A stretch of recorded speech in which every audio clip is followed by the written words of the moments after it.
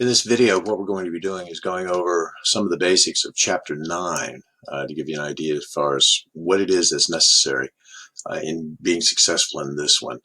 In Chapter 9, what you're doing is you're actually putting together little programs, macros, where all it takes is a couple of keystrokes and it automatically records what it is that you've done. Now, there's several things that you need to do. First of all, one of the things you want to do is make sure that you add developer to Excel. You go to File, you go to your options, you go to your Customize ribbon. And over here you'll see the various commands and things. You need to make sure that you pull over to the main commands, the developer piece. So you have that done. In doing macros and macro-enabled worksheets, one of the things that you need to do is also, as the instructions say, is you go to File, you go to Options, you go to Trust Center, and your Trust Center settings,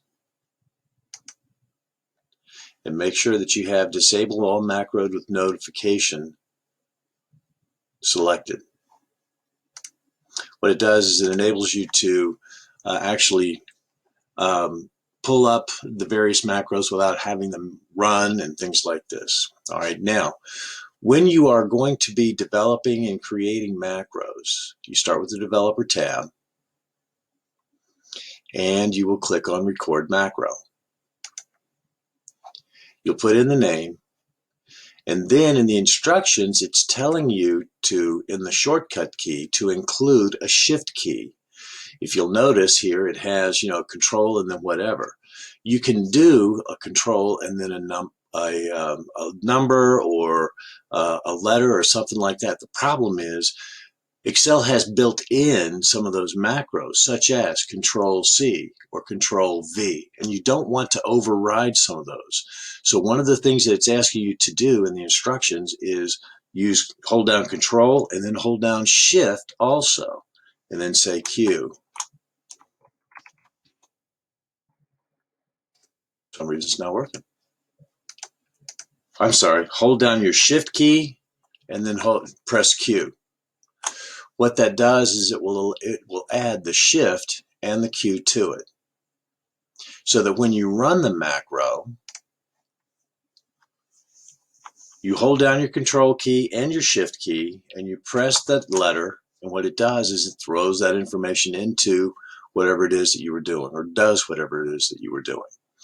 So whenever you're recording a macro, always include the Shift key as you're creating it, so that when you run it, you hold down your Control key and the Shift key and then hit that button. Another thing you want to be aware of is how you are saving the files. When you go to File, Save, it's going to, it's over here. When you go to File, Save, it's going to try to File, Save As. It's going to ask you what kind of file you want to include it as. Now, one of the things that you'll be doing is saving the workbooks as macro-enabled workbooks. That's the .xlsm. If you click in this area here, you'll see regular workbooks or .xlsx. The macro-enabled has the M in there, okay, to show that it's macro. Another thing to look at, and what we'll be doing, is macro-enabled templates. In other words, XLTM. In other words, there's the template and the macro. Whole idea behind this is you can set up a worksheet or workbook that has the various macros that are in there. What you do is you include the macros as a part of that in the template. So you can pull the template in, and then whenever you're ready to do something, you can very, very simply.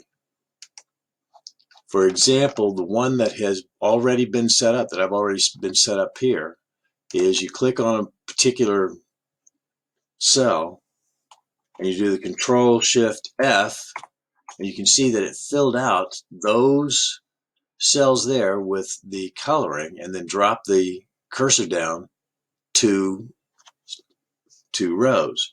I do it again, again, and again. And so that's one of the things that you'll be doing as far as some of these macros are concerned. You can set up the template so that you can pull that. The whole idea behind the template is you have something that's set up that you'll be using consistently. So you pull that template in, you put in your data, and you can use your macros and things like that, and then you save it as a workbook. And the workbook may be macro enabled. So you need to be aware of how you are saving those files. If you need help with that, in your File Explorer, one of the things you may want to do is turn on your file name extensions. That's under the View tab. Turn on the file extensions, and you can see the extensions that are there. You have your workbooks, .xlsx, your macro enabled workbooks, .xlsm, and the templates, .xltm. So you have to be very, very aware of how you are saving your files.